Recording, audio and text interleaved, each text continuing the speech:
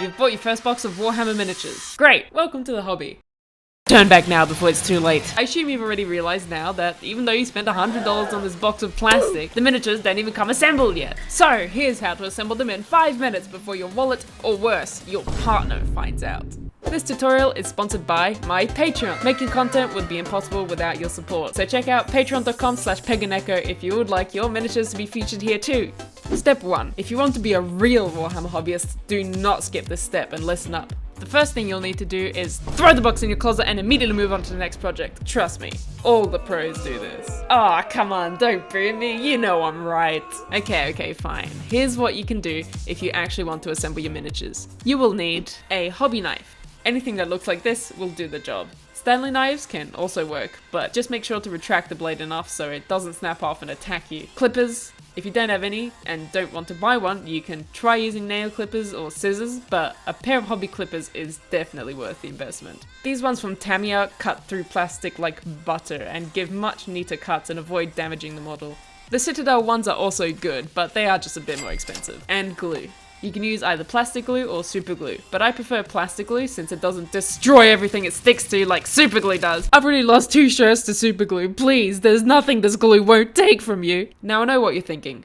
More products? How many loans am I gonna need for this hobby? These 3 things will set you back about 40 to 60 Aussie dollar dues, but they will definitely look after your miniatures and make the experience much more enjoyable. Plus, they'll last you a long time, so you can keep assembling more miniatures! You can pick up all these tools and more using my affiliate links down below, which also helps support the channel in the process.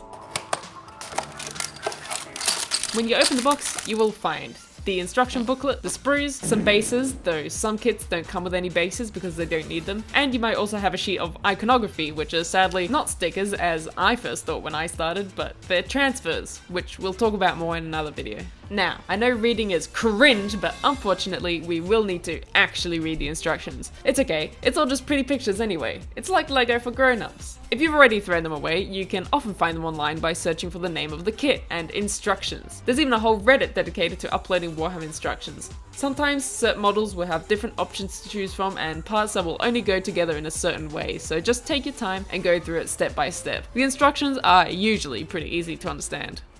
Time to start cutting! The instructions will tell you what part number you need to cut out. Just look around the sprue till you find the right number. Sometimes, James' workshop likes to scatter the parts all over the place and make finding the bit you need a whole treasure hunt of fun. Once you've found it amongst the labyrinth of scattered parts, cut it out. If you're using hobby clippers, they should have a flat side, which will allow you to get nice and snug to the part without damaging it. Just make sure when you're cutting it that you are actually cutting the sprue off and not a part of the model. After cutting, you might find that there's a little nub left over. Yes, that is the technical term. This is where you can pull out your hobby knife to carefully cut it off. Start thin and slow so you don't accidentally cut into the parts. You might also find mold lines like these running along some parts. It's actually easiest to use the back of your hobby knife to gently scrape these off. I'd recommend just cutting out the couple bits you need for the current step, instead of cutting them all out at once.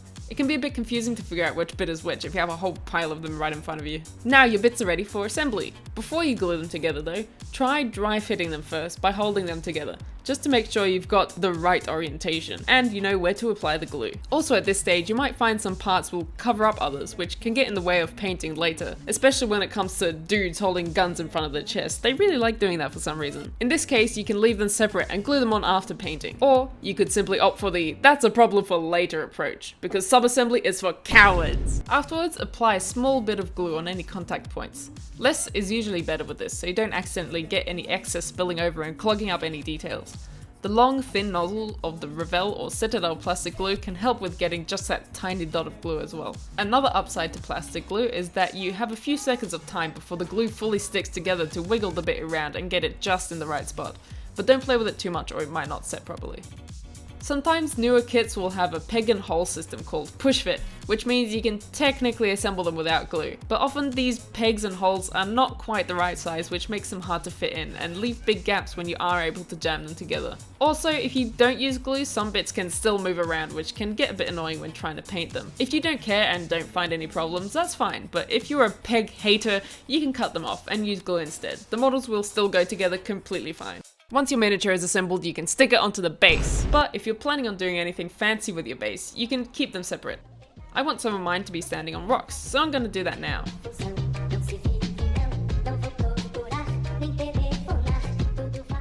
Now all you have to do is repeat the steps of cutting, cleaning and gluing across all the minis in your box. Remember to just follow the instructions and take your time. Put on your favourite music or YouTube video in the background and just have fun with it. If you do end up running into any issues, feel free to join our Discord full of other hobby nerds, and you can even show off your minis once they're done. But you can't just leave them grey. Watch this next video to learn all about how to paint them. Honestly, painting is not as scary as it sounds, even if you've never done anything creative before. Plus, if you dare leave any of your miniatures grey, I will make sure to personally shame you. I'm gonna tell all of my 20 Twitter followers that you were too scared to pick up a paintbrush, and you don't want that. So, go on, click on the video.